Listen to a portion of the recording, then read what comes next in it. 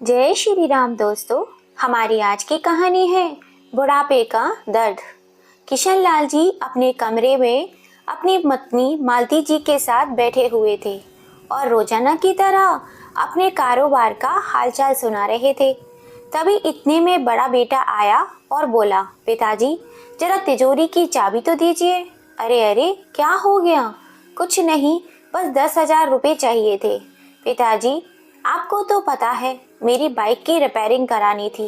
अच्छा ठीक है मालती, जरा चाबी तो देना। मालती जी अपनी कमर में से चाबी का गुच्छा निकाल कर दे देती हैं। बड़ा बेटा अभी जाता ही है कि इतने में छोटा बेटा आ जाता है। बाबूजी, बच्चों की स्कूल की और ट्यूशन की फीस भरनी है, 20,000 रुपये चाहिए, जरा दीजिए तो। मेरी तनख्वाह नहीं आई है अभी तक, जब आ जाएगी तो मैं आपको वापस दे दूंगा। पिताजी सब जानते थे, वे सब जानते थे कि दोनों बेटे क्या कर रहे हैं, लेकिन फिर भी यही सोचकर चुप हो जाते। क्या फर्क पड़ता है तो सब अपने बच्चों का ही।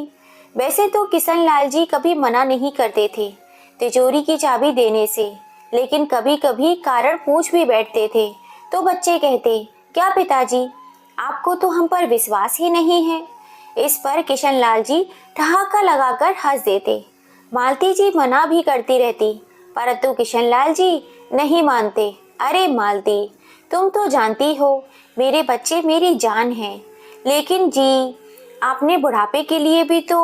अरे भाग्यवान, बुढ़ापे की चिंता तुम क्यों करती हो? अपने दोनों बेटे बड़े होशियार हैं, बहुत प्यार करते हैं हमसे। जो संस्कार हमने अपने बच्चों को दिए हैं, उनके रहते हमें कभी कोई दिक्कत नहीं आ सकती। मालती जी चुप रह जाती हैं, लेकिन मन ही मन कहे विचार चल रहे थे। सोचती, आप ही कितने भोले हैं। आज के जमाने में अपने लिए कुछ ना कुछ आवश्यक बचा कर रखना चाहिए। बेटे तो अपने हैं, लेकिन बहुएं वे तो पराए घर से आई हैं। और वैसे आपसे ज्यादा मैं बहुओं को अच्छे से जानती हूँ। यह सब विचार करते हुए मालती जी एक टक अपने पति को निहारे जा रही थी। इतने में किशन लाल जी ने चुटकी बजाते हुए उनकी विचार श्रृंखला को भंग कर दिया। मालती जी अपने विचारों की दुनिया से बाहर आईं। किशन लाल जी बोले, अरे भाग्यवान, कहाँ गुम हो गई? मेरी चाय का समय हो गया है, आज मिलेगी या खुद ही बना लूं? किशन लाल जी ने चुटकी बजाते हुए कहा तो मालती जी बोली, अरे आप क्यों चाय बनाओगे? मैं शंभू को आवाज दे देती हूँ, वो बना देगा।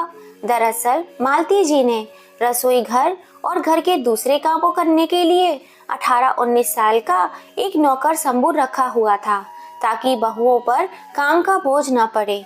और फिर इस उम्र में वे खुद भी तो ज्यादा काम नहीं कर सकती थी। मालती जी बोली, और वैसे भी चाय बनानी आती भी है आपको, जो खुद बनाओगे? श्रीमती जी, मुझे चैलेंज मत कीजिए, बहुत बढ़िया चाय बनाता हूँ मैं। चलो आज मैं तुम्हें चाय बनाकर ही पिलाता हूँ। कहते हुए किशन लाल जी रसोई घर में जाकर चाय बनाने लगे तो इतने में शंभू आ गया। अरे बाबूजी, मैं किस लिए हूँ, मैं चाय बना देता हूँ। अरे नहीं, आज की चाय मैं ही बनाऊंगा और तुम्हें भी पिलाऊंगा। कहते हुए किशन लाल जी चूल्हा जलाने लगे, साथ में अपनी पत्नी के लिए गाना भी गाने लगे। बाहर दोनों बहुएं अपनी हंसी बड़ी ही मुश्किल से रोक कर खड़ी हुई थी। शाम को मालती जी और किशन लाल जी रोज की तरह सैर सपाटा करने के लिए बाहर निकले। मालती जी अपने आप को बहुत ही भाग्यशाली महसूस कर रही थी कि उन्हें किशन लाल जी जैसा सुलझा हुआ इंसान मिला है। पर कहते हैं ना, कभी कभी अपने भाग्य को अपनी ही नजर लग जाती है। अभी थोड़ी ही दूर निकले ही थे कि देखा सामने से एक तेज गति की बाइक बेकाबू होकर उनकी तरफ ही आ रही थी। कुछ समझ पाते इससे पहले ही बाइक वाले ने उन दोनों को टक्कर मारकर बुरी तरह से घायल कर दिया। जब होश आया तो मालती जी ने स्वयं को अस्पताल के बेड पर पाया। देखा तो एक नर्स उन्हें ड्रिप लगा रही थी। उन्होंने देखते ही किशन लाल जी के बारे में पूछा तो नर्स ने बताया कि किशन लाल जी आईसीयू में हैं। दरअसल उन्हें बहुत ज़्यादा चोटें आई थी, जिस कारण उनकी हालत गंभीर बनी हुई थी। इतना सुनते ही मालती जी ने ड्रिप उतारकर एक तरफ फेंक दी। चोटें लगने के बावजूद उठकर खड़ी हो गईं और चल पड़ी। आज दर्द में भी इतनी हिम्मत कहाँ थी जो उन्हें रोक पाता।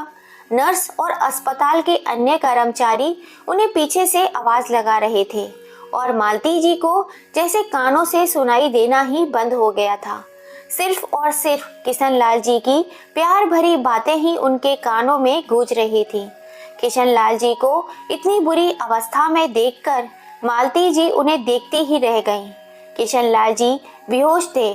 तभी मालती जी बोली, उठिए ना, देखिए आपके सहारे से तो मैं जिंदगी जी रही थी। आप ही तो मेरे दिल की भावनाओं को समझते हैं। अब आप ही इस तरह मुझसे रूठ जाओगे तो मेरा क्या होगा। कहते कहते मालती जी जोर जोर से रोने लगी। उन्हें आईसीयू से बाहर लेकर आया गया। आखिर उन्हें भी काफी कमजोरी आ गई थी। मालती जी को अस्पताल के बेड पर लिटा दिया गया और उन्हें आराम करने को कहा गया। किशनलाल जी की चिंता ही मालती जी को खाई जा रही थी। आंखें बंद किए मालती जी अपने पति के साथ बिताए मीठे पलों को याद कर रही थी कि इतने में एक आवाज आई, बड़ी माँ। आंखें खोलकर देखा तो सामने उनका नौकर शंभू खड़ा था।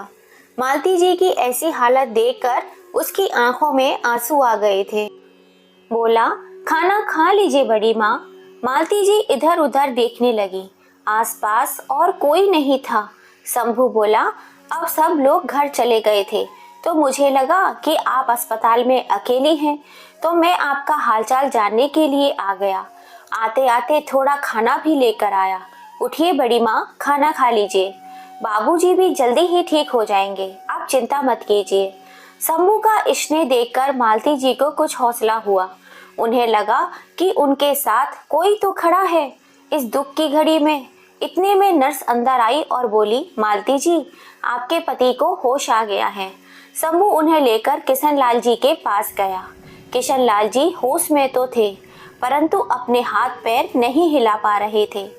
यह देखकर मालती जी दर्द और चिंता से भर गई, लेकिन अपने पति के सामने कमजोर पड़ना नहीं चाहती थी।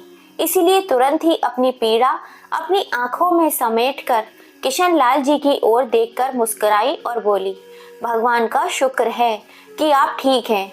अब हम जल्दी ही अपने घर चलेंगे। तभी थोड़ी संभलने के बाद उन दोनों को अस्पताल से छुट्टी मिल गई। वे दोनों घर तो आ गए, लेकिन किशनलाल जी अब व्हील चेयर पर आ चुके थे। वे अपने चलने फिरने में असमर्थ थे। घर पर आने के बाद तो जैसे मालती जी और किशनलाल जी की जिंदगी ही पलट गई। जो लोग कभी घर के मुखिया हुआ करते थे, इस घर की रौनक हुआ करते थे, वे दोनों अब अपेक्षा की नजरों से देखे जाने लगे। बच्चों को अपने माता पिता ही बोझ लगने लगे। किशनलाल जी की दवा पानी सब मालती जी ही करती थी। एक दिन शंभू किसी काम से बाजार गया था तो मालती जी ने अपनी छोटी बहू से कहा, बेटा, अपने बाबूजी के लिए कम नमक मिर्च की थोड़ी सी खिचड़ी बना दोगी? तो बहू ने टका सा जवाब दिया, माँ जी, हमें और भी बहुत सारे काम हैं और पिछले कुछ दिनों से जो घर की हालत चल रही है तो इस वजह से हम किटी पार्टी में भी नहीं जा पाए। यह काम आप खुद भी कर लीजिए तो अच्छा होगा। कहते हुए तैयार होकर किटी पार्टी में चली गई। कभी कभी मालती जी बेटों को दवा या फल लाने को कहती तो कोई न कोई बहाना बनाकर इनकार कर देते। तभी बेटों का साथ देने के लिए बहुएं भी आ जाती। माँ जी, कितना भी खर्च कर लो, अब बाबूजी तो ठीक होने वाले हैं नहीं, तो थोड़ा सा सोच समझकर बात किया करो खर्चे की। इन तीर भरी बातों को माँ का कलेजा छलनी हो जाता है। मन ही मन वह जानती थी कि बेटों को यह सब सिखाने वाली उनकी बहुएं ही हैं। सोचने लगी, यही बेटे छोटे छोटे खर्चों के लिए बाबूजी बाबूजी करते हुए आ जाते थे। अब बाबूजी लाचार क्या हो गए तो दूध में से मक्खी की तरह निकाल कर फेंक दिया। बेटे बहू की जली कटी सुनकर जब मालती जी कमरे में आई तो देखा किशनलाल जी की आंखें आंसुओं से भरी हुई थी। किशनलाल जी मालती जी को देखकर बोले, मैंने अपने दोनों बेटों को अपने दोनों हाथ समझा था, लेकिन मुसीबत में यही दोनों बेटे हमारी परवरिश को भी नकार देंगे यह मैं नहीं जानता था। लेकिन मालती, तुम मेरी चिंता मत करो, मैं बिल्कुल ठीक हूँ। अरे, तिजोरी की चाबी कहाँ गई? यहीं तो रखी थी। इधर उधर देखते हुए मालती जी बोली। शंभू जो पास में ही खड़ा सब बातें सुन रहा था, मालती जी से बोला, अरे सुबह ही तो छोटी भाभी और बड़ी भाभी कमरे में आई थी, क्या पता उन्होंने ही ली हो। यह सब सुनते ही मालती जी चौंक गई, लेकिन खुद को संभालते हुए बहुओं के पास पहुंची। बहू, वह तिजोरी की चाबी क्या तुम्हारे पास है? मालती जी थोड़ा सा सकुचाते हुए बोली, लेकिन बहुओं को तो जैसे तैयार ही खड़ी थी चिल्लाने को।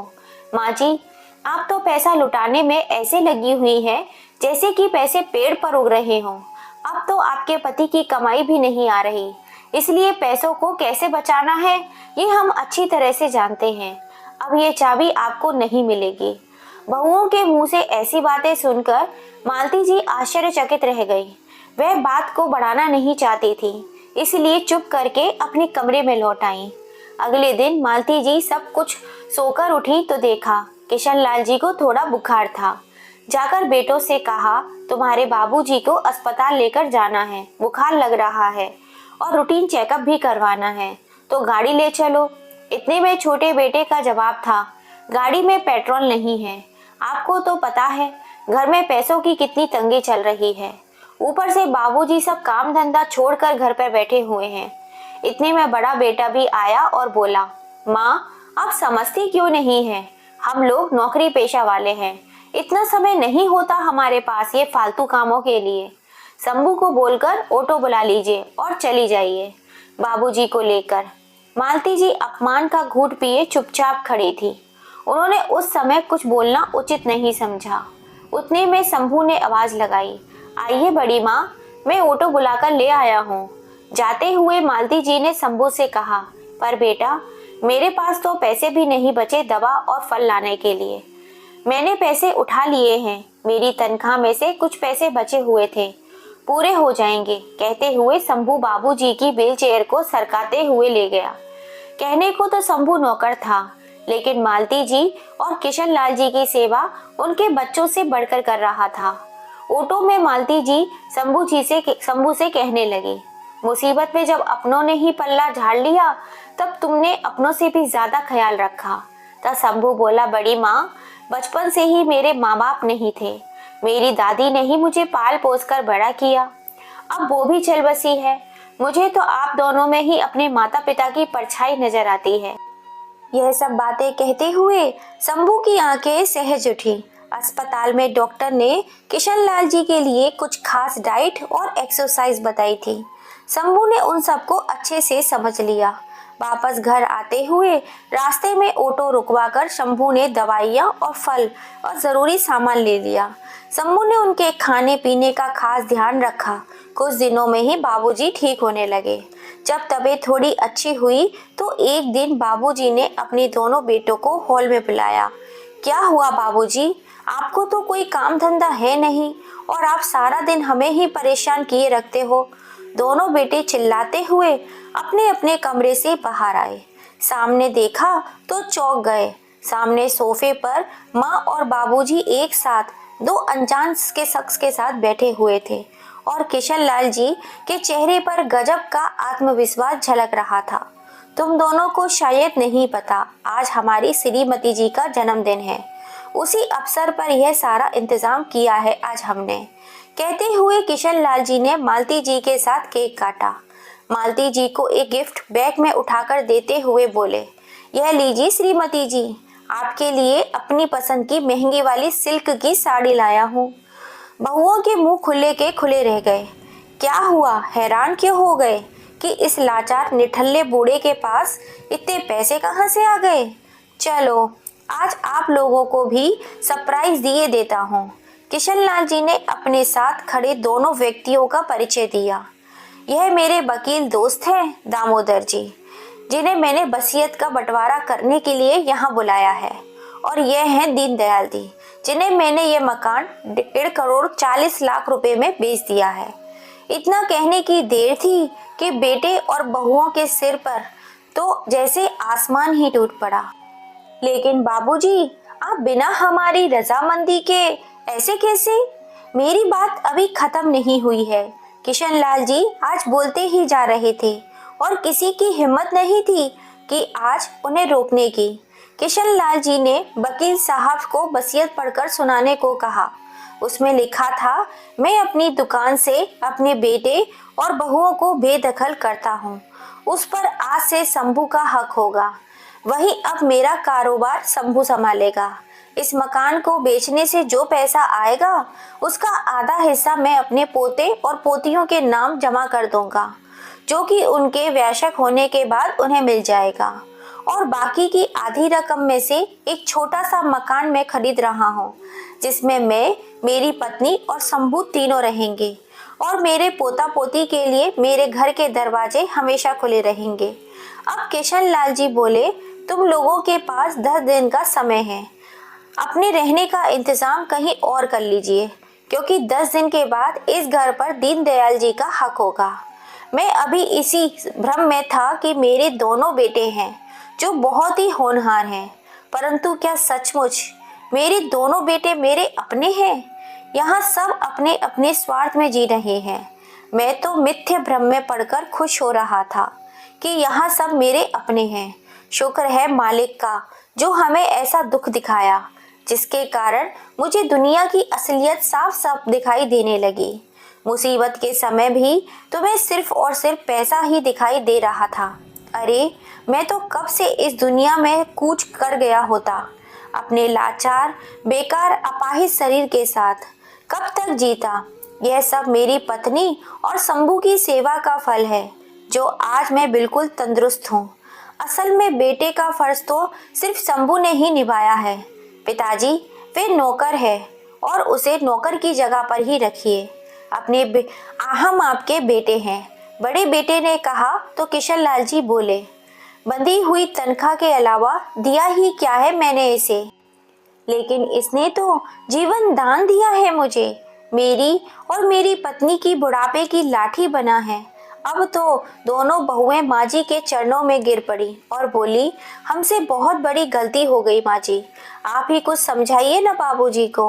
हम लोग आपके ही तो बच्चे हैं, और फिर रिश्तेदार क्या बोलेंगे, यह भी तो जरा सोचिए। बहुओं को माँ जी से कुछ उम्मीद थी, लेकिन मालती जी उनकी उम्मीद पर पानी फेरते हुए बोली, यह बात तब याद क्यों नहीं आई थी जब तुम लोगों के सामने लाचार होकर मैं तुम्हारे बाबूजी की जिंदगी की भीख मांग रही थी। और फिर रिश्तेदार जो कहेंगे सो कहेंगे, मुझे उनकी कोई चिंता नहीं है। तुम अपना सामान बांधने की तैयारी करो। माँ और पिताजी की हिम्मत देखकर आज दोनों बेटे और बहुएं भी भौचक्के रह गए। शायद उन्हें अपने कानों पर यकीन नहीं हुआ। वह लोग बहुत गिड़गिड़ाने लगे, लेकिन अंत में वही हुआ जो वसीयत में किशन लाल जी ने लिखा था। बेटे और बहुओं को अपने किरकिए की सजा और सबक दोनों मिल चुके थे। दोस्तों, अपने बेटे और बहुओं को सबक सिखाने के लिए किशन लाल जी ने जो ठोस निर्णय लिया, क्या वो सही था या गलत? अपनी राय हमें कमेंट करके ज़रूर बताइएगा। कहानी पसंद आई हो तो ज़्यादा से ज़्यादा इसे शेयर कीजिएगा। लाइक एंड सब्सक्राइब नहीं किया है तो जल्दी से कर लीजिए। फिर मिलेंगे। जय श्री राम।